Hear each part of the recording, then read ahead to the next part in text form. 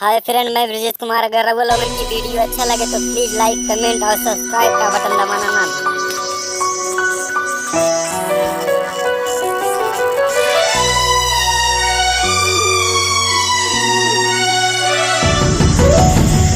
जान गईनी एगो जान गईनी जान गईनी एगो जान गईनी प्यार नहीं खेली खल हाथ के लकीर में नहीं खुदा के दीर में ये जान।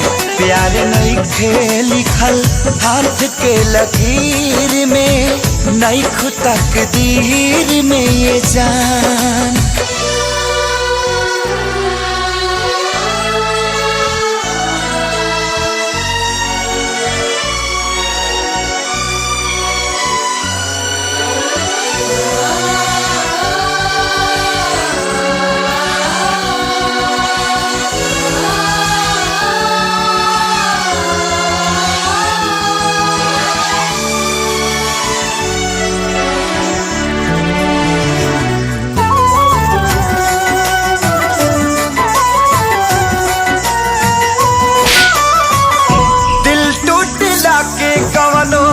होला ना आवाज हो फिर कैसे सुनी जमाना।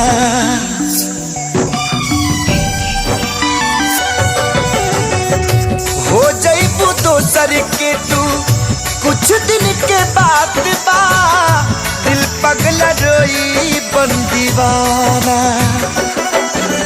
सतरंगी सपना साजन के मनवा सजावे लागल, मिलन के प्यास जिया में नया नया बाजागल। सीख ले हम भी हाँ सीख ले हम भी गम में हंसे के दादा। अब जिए के पड़ी प्रीतिया के पीर में नहीं खुदा के दीर में ये जान। प्यार नहीं खेली खल हाथ के लकीर में नहीं खुदा के दीर में ये जान।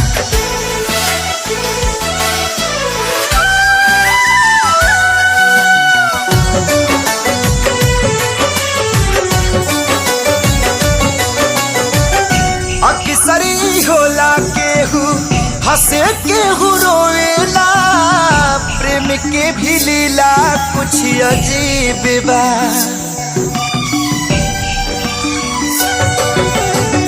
बेवफा भी